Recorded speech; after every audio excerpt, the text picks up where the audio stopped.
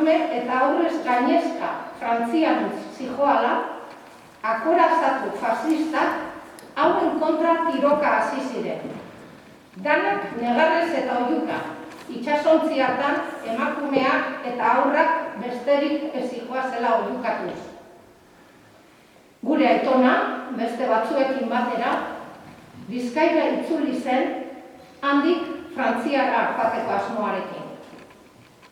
Baina, Jurre inguruko mendietan atxilotu, arrasatera ekarri eta bi astebetera Hondarretan espetxeratu zuten.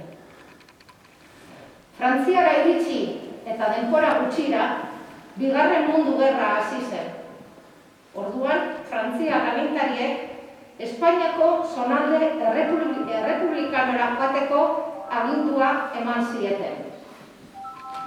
5 anai-arrebak, ama eta amandria Kataluniara joan ziren.